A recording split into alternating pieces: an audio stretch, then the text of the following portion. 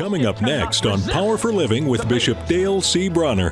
What is it that God has dropped in the water of your life that has you pursuing it? Not to get you hung up, but to get you apprehended by something that you will then have a holy curiosity to start pursuing, to say, Lord, I'm going to run on and see what this next chapter of my life is going to be.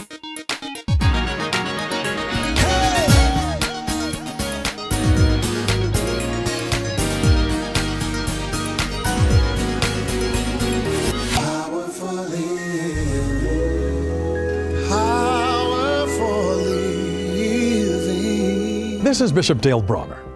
Life has brought to us some interesting changes, and we are navigating day by day our new normal.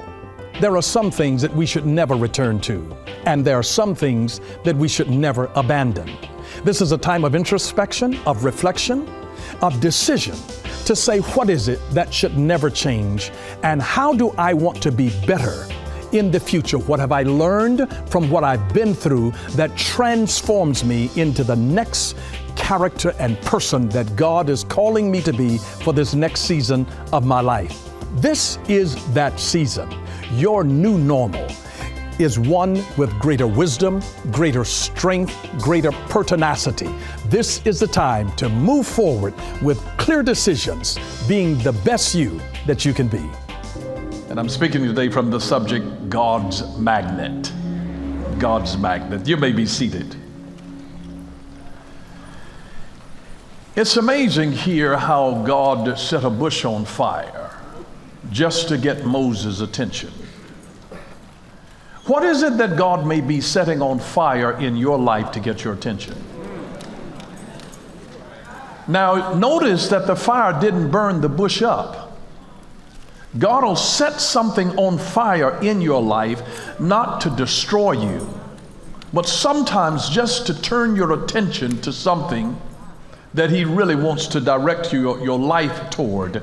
Fire is a riveting kind of a thing. You can sit by a fireplace and watch the flames, and something is sort of mesmerizing about fire because it appeals to a very primal nature in us as human beings, because fire was one of the very first discoveries of humanity.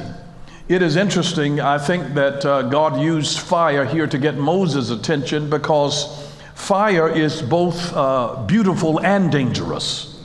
It is both orderly and wild. And fire is both comforting but yet unpredictable all at the same time.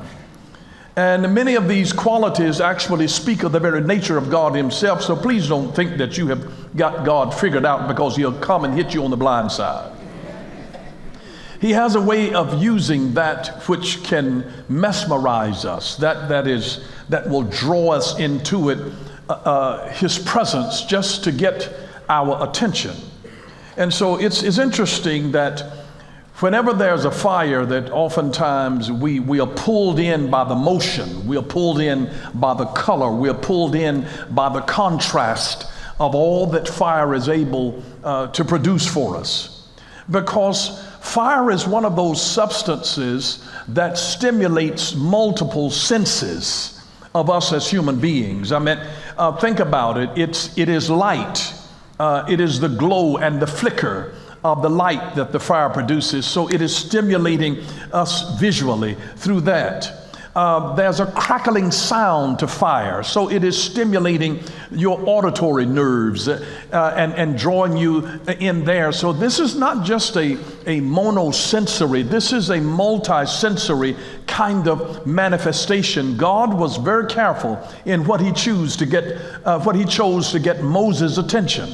Something that he could see, the light that was flickering there, the sound, the crackling of the fire. And then the third thing, through our sense of feeling, the warmth that radiates this heat. And so all three of the elements, I believe, were present there when God set a bush on fire. And there are some times in your life that God doesn't speak to us until we turn aside. Moses, after he saw this amazing sight with a bush being engulfed in flames, yet it was not being consumed, Moses said, I will turn aside and see this sight. He said, I'm going to stop and pay attention to that. And it was only when Moses turned aside that then God spoke to him. God didn't speak just because he set something on fire. God set something on fire really just to get Moses' attention, to see if he was curious enough to turn aside. It's interesting that God places a wonder in our path, not to impress us, but to invite us. Can you imagine that the fire is an invitation to come and have an experience with God? Maybe it is that God wanted to ignite a passion on the inside of Moses. Maybe he wanted to ignite his destiny. Maybe he was trying to ignite something that could not be extinguished by our whimsical moods. And I want you to realize this. The fire was not the message. The fire was the magnet. The fire was not the message. God didn't talk about the fire itself. The fire was not the message. It was just the sensational things to stimulate the senses, to pique Moses' curiosity so that he would turn aside and see the sight. The fire was not the message. It was just the magnet. So sometimes God might use another human being that becomes the magnet that it calls you to turn aside. He might use a situation that is going on in your life, and that is a magnet because God's trying to draw you close so that he can speak something to your heart. Because when you are speaking intimately from the heart, you don't shout across the room. Intimate things you have to draw near to be able to come and hear the heart of God. And so the fire was not the message, it was the magnet. And the wonderful thing is that curiosity became the door through which destiny walked in. He just used curiosity of a fire. And maybe this was just a divine mirror for Moses to be able to see in himself. He saw in a burning bush something that he was lacking in himself. Maybe he saw the ignition of a bush that he didn't have in his own heart. Maybe Moses, in his own search for meaning, in his own life, was looking for a fire in his belly that he didn't have. Maybe he was looking for a fire in his bones that he had not yet discovered. But when he saw the fire, something was riveting to him, and he said, my God, this is amazing. Let me turn aside and see this thing. I must see this sight. I must understand it. I need a closer examination to this. And as he drew near to turn aside to see it, out of the fire came a voice. And remember, there was another prophet that had the same kind of experience with the fire. Elijah, when he was suicidal. You know, you can get to be that way sometimes when you work with people. And this is where Elijah was. He wasn't just suicidal because he was dealing with a hormonal imbalance. Jezebel had put a bounty on his head. And you go there and do the will of God. You speak the prophetic word of the Lord. And you go in places and prophesy, and so I'd have slapped him in the face. There are different things that happen to him. And he's just depressed. He's like, Lord, I'm having a hard time here. I'm your servant, but this is difficult. And God hid him in the cleft of a mountain. And remember, he went by in the whirlwind, but he wasn't in the wind. There was an earthquake, but he wasn't in the earthquake. And then there was a fire, but the Lord was not in the fire. And after the fire came a voice. The same thing with Moses. He sees a bush set on fire. And now a voice comes out of it, calls out of it, Moses, Moses. The double enunciation of God to let him know this is not a coincidence. Yeah, I'm talking to you. I mean, when God highlights something, that means, really perk your ears up, because this is a divine call. This is a call from the heaven that then echoes in the earth, because earth has to confirm the things that heaven has already declared. We confirm in the earth what God has declared from the heavens. So there's this double enunciation, Moses. And he's hearing the voice of God calling him to say, I didn't just set this on fire. This is not just a freak of nature. This is a doorway into destiny. This is a divine magnet. I just used the fire not as the message. I used it as the magnet. It's the magnet, and I'm using this just to talk to you, because he was lacking the fire in his own belly, lacking the fire in his own bones. And maybe he was looking for that thing that would give purpose and meaning to his own life. I would say this, that the Lord often leaves divine breadcrumbs, unusual situations, unanswered questions, burning bush moments, just to pique our curiosity. I think that he can use these various things that we don't understand just to say, what's up with that? God will use situations and circumstances. Why did God do this? Why did this happen? Why did that happen? What's going on with this? Maybe he's trying to pique our curiosity to lead us into something far beyond where we are. Sometimes God will use the ordinary in order to unveil the extraordinary. He'll just use something that is ordinary, an ordinary bush that has the fire of God set on it. He uses the ordinary to unveil something extraordinary. And he used an ordinary bush that he had been used to seeing, but something extraordinary happened because God's presence sat in it, and a fire came from it. And this is just really to remind us that God cares about the little things in life. You'll be surprised how God will use something little. It's seemingly insignificant. I'm telling you, it could be a penny on the floor. It could be a dime. And God says, you know what? I got a whole message in this just for you. You'll be surprised. I'm just telling you, God uses little things. Little things. I mean, a penny. Most of us now are too lazy to even bend over and pick up a penny. It's like it's too much effort. You might throw your back out, mess your hip up, trying to bend over and pick it up. It's like, well, so what? But God cares about little things. I love what Donald Hicks said. He says that when you can see God in small things, you'll see God in all things. When you can see God in small things, you'll see God in all things. Look for God in just the little things. He's in every atom that is in your body. He's in the smallest particle. Whatever you can break it down to, you can bet your bottom's dollar that God is there. God shows up in just the little things. It's God's magnet. And my question to you is, have you found God's magnet in your life that he's using to attract you to purpose that will bring you to your kingdom purpose for the very reason that you were born? What does he call you to do? This is Moses' wake-up call to the destiny to say, Moses, I didn't just call you to shepherd flock here around this mountain, to live away from the very people that you are sent to deliver. You've been on an asylum. You've been on a sabbatical now for 40 years, Moses, but the time is up now. It's time for you to step in another season of your life. It's time for another season. I want you to realize that distractions pull you away. But the very word, when you talk about a magnet, God's magnet draws. God's magnet pulls.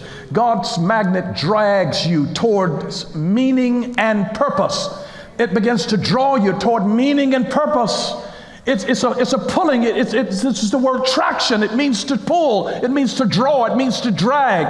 And so when God has something that has a magnetic power in your life, it just begins to pull you. And this is not, to be magnetic is not the same as being popular. Popularity can be fleeting, but magnetism goes deeper. Magnetism is a compelling inner quality that makes people want to listen to you.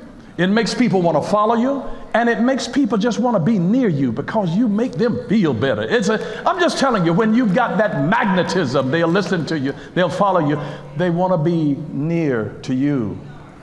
But remember, magnets both repel and attract because God didn't call you to everything and everybody.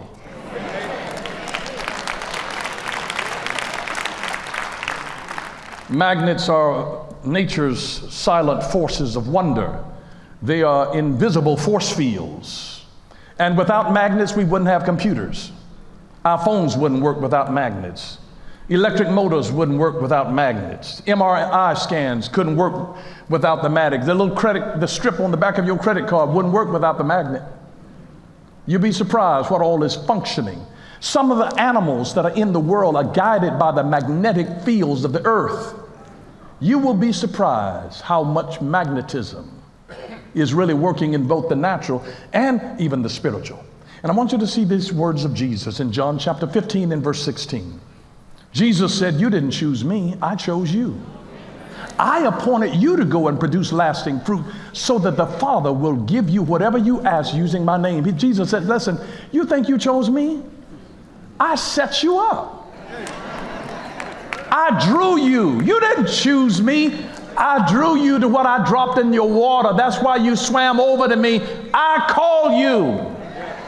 You didn't call me, I called you." Isn't that crazy? For you to call somebody and then you ask them what you want?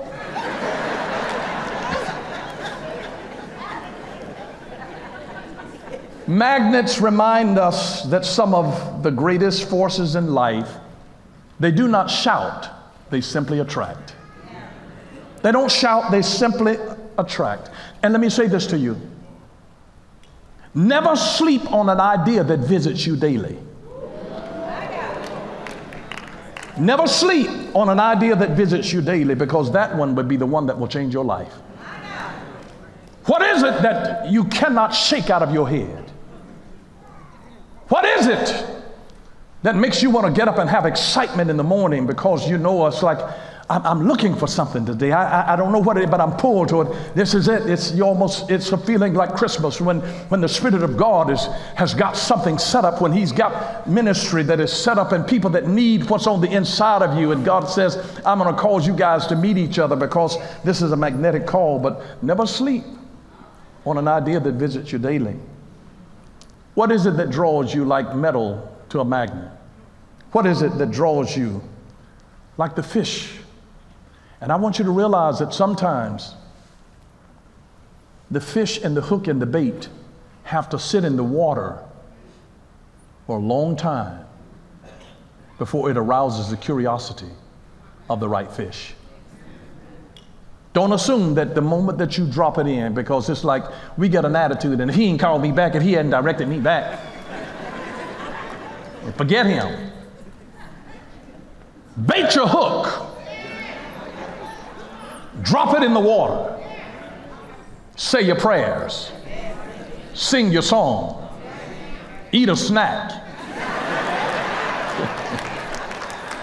Let it do what it do while the hook is baited in the water. After a while, you'll get a little tug on your line.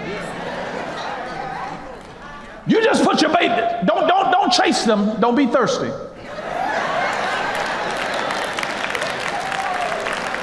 You bait your hook and drop the line. And what's supposed to be attracted to you is coming after your bait. I want you to see what Jesus did in Matthew chapter 4 and verse 18 through 22. One day as Jesus was walking along the shore of the Sea of Galilee, he saw two brothers, Simon, also called Peter, and Andrew, throwing a net into the water, for they fished for a living. And Jesus called out to them, "Come, follow me, and I will show you how to fish for people." And they left their nets at once and followed him. And notice this, and a little farther up the shore, he saw two other brothers, James and John, sitting in a boat with their father Zebedee, repairing their nets. And he called them to come too. And they immediately followed him, leaving the boat and their father behind. When a magnetic call comes to you, you'll leave something behind. And I want you to notice this. Jesus went to the sons of Zebedee, James and John. When he found them, they were repairing their nets. They weren't counting their fish. Oftentimes, God will come to people in a resting stage, because it's when a man is at play that you really discover what kind of a person he is. And while they're at rest, they're not slacking off. They are repairing their nets. Hey, this is for my business folks here now. They're working on their networks. They are repairing their networks. All of life works by relationships. And if you damage relationships and don't know how to repair your nets, because in the fishing process, nets become tattered and torn. And Jesus was drawn to men who had the wisdom, while they were not fishing, to work and repair the net that would capacitate them to fish better when they went back. And he comes to men not boasting over the catch that they've already got, because if you're going to get something that's going to be magnetic, there has to be a hunger in you. So he's coming to people who were working on something that broke. You were working with something that broke, something that was lost, and now he comes and finds the sons of Zebedee, James and John, and they are repairing their nets. That spoke of their character. They weren't goofing off, they weren't getting drunk, they were repairing their nets. And he said, hey, I can use you two boys. And he had just gotten Peter and Andrew. He got Andrew, and then Andrew went and got his brother saved. He went and brought Peter. He said, and so it's amazing what God would do. And this crazy fisherman, Peter. Now remember, Jesus is a carpenter. He's not a fisherman. He's a carpenter. But he's a magnetic carpenter. And when you got that magnetism, it'll work whether you're a carpenter, whether you are a fisherman, a plumber, an electrician, a store clerk, a shoe salesman, an auto mechanic. When you got the magnetism, wherever you are, your magnet goes with you. It was Joseph's coat of many colors. It really wasn't his robe. It was the favor of God's magnetism that was gifted to him, and it was connected to his purpose. Favor opens doors, but it's not enough to get a door open. You don't just need an open door. Favor opens doors, but influence changes nations. And some people got favor to get doors open, and they don't know what to do with the open door. And here now God goes, and he gets two fishermen, and he gets two more, and says, I want you to come to me because you're used to catching something, but I'm going to teach you how to catch human beings this time. I'm getting ready to shift you. He said, but you got to be curious. And he just told them an idea, just follow me. They had to have enough curiosity to see where in the world was he taking them. But not everybody is taking you to the right thing. When I was in China, me and my brothers, we were walking down the street, and this guy comes, and we were looking at some things, about to go shopping, and this man said, no, come follow us. Follow me. We were curious. We didn't know where he was leading us. And he led us down some alleys and little narrow openings, and we went up in an apartment building and stuff. And I'm like, what did this man gonna be murdering us? He led us down these little alleyways, and we go up into somebody's apartment building, and he finally opens a door. And then he began to open up cabinets, and we saw fake everything. Fake Rolex, fake Cartier, fake Louis Vuitton, fakeness to perfection.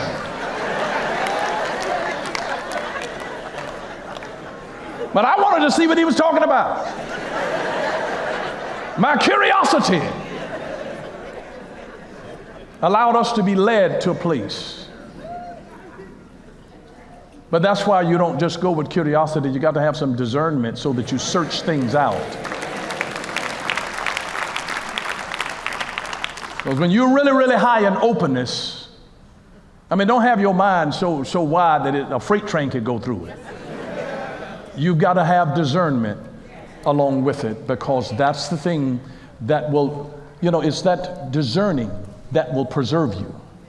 It is a wisdom that will preserve you.